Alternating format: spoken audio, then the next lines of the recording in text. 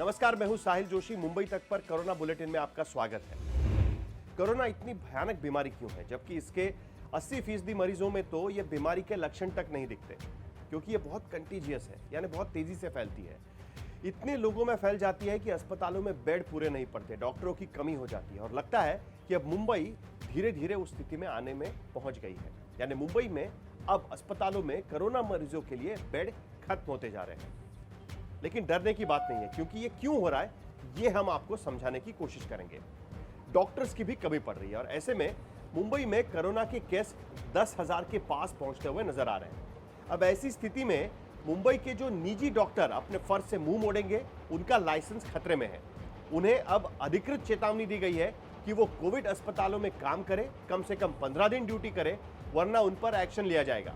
55 से ज्यादा उम्र वाले डॉक्टरों को यह छूट दी गई है। निजी अस्पतालों और डॉक्टरों को लेकर यह शिकायत भी है कि वो लॉकडाउन में काम नहीं कर रहे हैं। दरअसल अनुमान यह है कि 15 मई तक मुंबई में केसेस काफी बढ़ सकती है। फिलहाल जो मुंबई की स्थिति है उसके तहत 7.1 दिन में केसेस दुगने हो रहे हैं। यानी अगर आंकड़ा 10,000 है तो वो 20,000 होने में एक हफ्ते का समय लग रहा है। इस अनुमान से भी अगर जाते हैं तो मुंबई में 15 मई तक काफी केसेस हो सकती है और इसीलिए मुंबई में काफी तैयारियां हो रही है। फिलहाल मुंबई में कोरोना के इलाज के लिए सरकारी और निजी मिलाकर 43 अस्पताल है जहां पर कोरोना के इलाज चल सकता है, जिनमें 3,000 बेड्स कोरोना के इलाज के लिए रखे गए हैं, यानी जो पेशेंट्स हैं उनके लिए रखे गए। उसके अलावा 75,000 बेड का टारगेट रखते हुए मुंबई में exhibition centres, ground, parking lots, sports complexes, इसकी जैसी जगहों पर कोविड केयर सेंटर यानी सीसी सेंटर बनाया जा रहा है, जहां हाई रिस्क कॉन्टैक्ट्स और वो मरीज जो पॉजिटिव है लेकिन उनमें कोई सिम्टम नहीं है, वो लोग वहां पर रखे जाएंगे। बेड की कमी को देखते हुए बीएमसी पॉजिटिव लेकिन असिम्टोमेटिक लोगों को घर पर ही क्वारंटाइन होने के लिए कह रही है और ये आईसीएमआर की गाइडलाइन के तहत कह रही है। गाइडलाइन कहती है कि अगर आप असिम्टोमेटिक है और आपका घर बड़ा है तो आप अपने घरों में ही क्वारंटाइन हो सकते हैं।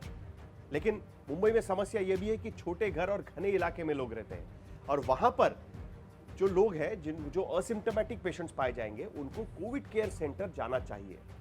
कोविड केयर सेंटर में ड्यूटी के लिए डॉक्टर्स, पैरामेडिक, स्टाफ सभी की जरूरत है और इसीलिए डॉक्टरों को लेकर ऐसा सख्त आदेश दिया गया है। दरअसल हर कोविड सेंटर में जो 84 इस वक्त मुंबई में है, 84 इन कोविड सेंटर्स में हर सेंटर में कम से कम 4 डॉक्टर्स की जरूरत है और इसीलिए जो प्राइवेट डॉक्टर्स हैं उनको कहा गया है कि आप कोविड ड्यूटी पे ज्वाइन करें। अब कुल मिलाकर ये मामला कैसे बनता है, तो अभी फिलहाल बेड्स की कमी इसलिए पड़ रही है कि कई बेड्स पर असिम्टोमेटिक पेशेंट्स बैठे हुए हैं। यानी कई प्राइवेट अस्पतालों में असिम्टोमेटिक पेशेंट्स को रखा गया है, जो आईसीएमआर की गाइडलाइन के खिलाफ है।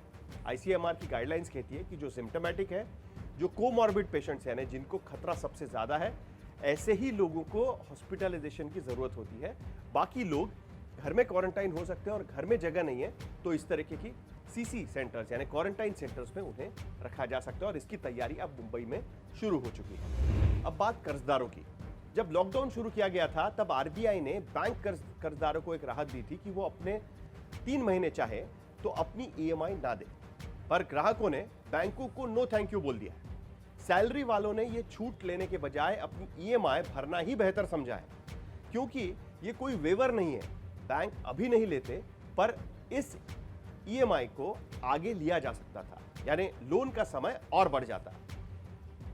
इसीलिए कई लोगों ने यह साफ कह दिया बैंकों को कि हम ये ईएमआई को अभी से ही भरना चाहते हैं और 3 महीने की हमको ये छूट नहीं चाहिए। अब बात आपके मतलब की। कोरोना वायरस से बचने के लिए पूरी दुनिया के वैज्ञानिक वैक्सीन तैयार करने की कोशिश कर रहे हैं, लेकिन अभी तक किसी को भी इसमें सफलता नहीं मिल पाई। भारत में भी इस दिशा में तेजी से काम हो रहा है। इस बीच मुंबई से एक अच्छी खबर आ रही है। यहां 90 साल पुरानी एक दवा पर रिसर्च की जा रही थी और कोरोना से फाइट में इसके नतीजे अभी तक अच्छे बताए जा रहे हैं। अब इस दवा के क्लिनिकल टेस्ट करने की इजाजत भी मिल गई है और पुणे की एक इंस्टीट्यूट में इसका क्लिनिकल ट्रायल मरीजों पर किया जाएगा।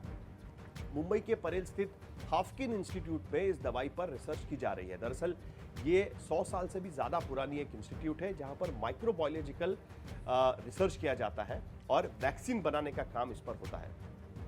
इन्होंने पाया कि बीसीजी यानी बैसिलस कैलमेट गुरिन ये जो वैक्सीन, जिसको आमतौर पर आपको मालूम होगा बीसीजी कहा जाता है, ये वैक्सीन को बनाने में 1908 से लेकर 1921 के बीच 13 साल का वक्त लगा था और फ्रेंच बैक्टीरियोलॉजिस्ट अल्बर्ट कालमेट और कैमिल गुरीन ने मिलकर इसे बनाया था।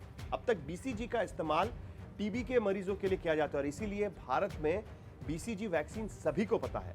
लेकिन पता ये चल रहा है कि नतीजे बेहतर रहे तो कोविड-19 के खिलाफ भी ये वैक्सीन बड़ा हथियार बन सकती है। हाफकिन इंस्टीट्यूट के शोधकर्ता लगातार इस पर काम कर रहे हैं। सूत्रों की माने तो अब तक जो प्राथमिक रिसर्च यानी प्राइमरी रिसर्च जो हुआ है, उसमें जो टेस्ट हुए हैं वो काफी सकारात्मक रहे हैं और शुरुआती रिसर्च में ये बात सामने आई है कि बीसीजी वैक्सीन का इस्तेमाल जो लोग करते आए हैं कोरोना से लड़ने में, उनके शरीर की इम्यूनिटी ज्यादा बेहतर यानी रोग प्रतिकार शक्ति ज्यादा बेहतर होती है।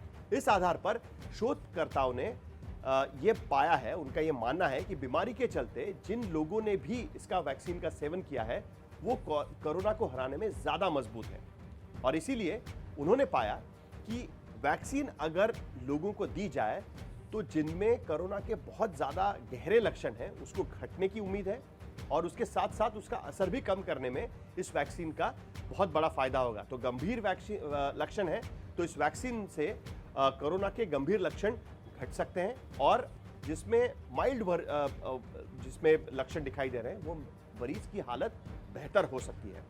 तो इसके बाद ये प्राइमरी स्टडी मिलने के बाद में इस वैक्सीन का क्लिनिकल एनालिसिस करने के लिए, क्लिनिकल टेस्ट करने के लिए आईसीएमआर और ड्रग्स कंट्रोलर ऑफ इंडिया को महाराष्ट्र सरकार की तरफ से खत लिखा गया था। महाराष्ट्र सरकार के चीफ सेक्रेटरी ने भी बार बार उनको खत लिखकर कहा कि हमें परमिशन चाहिए कि हम इसका क्लिनिकल टेस्ट करें, यानी लोगों पर सीधा क्लिनिकल टेस्ट के जरिए हम पता करें कि इसका असर होता है कि नहीं होता है। और अब जाकर इस क्लिनिकल टेस्ट की मंजूरी मिल गई। अब क्लिनिकल टेस्ट के नतीजे आईसीएमआर से शेयर किए जाएंगे, वो सफल निकलते हैं तो बीसीजी वैक्सीन का इस्तेमाल कोविड के इलाज के लिए होगा। इसका सबसे बड़ा फायदा यह है कि बीसीजी वैक्सीन भारत में आसानी से अवेलेबल है और सभी को पता है कि बीसीजी वैक्सीन का इस्तेमाल किया जा सकता है। इसीलिए बीसीजी वैक्सीन का सफल होना ये बहुत जरूरी है। हालांकि क्लिनिकल टेस्ट कब तक सफल होंगे, कितने टेस्ट करने पड़ेंगे, ये अभी हमें देखना होगा। इतनी आसानी से कोविड के खिलाफ कोई वैक्सीन निकलेगी ऐसा फिलहाल तो नजर नहीं आ रहा।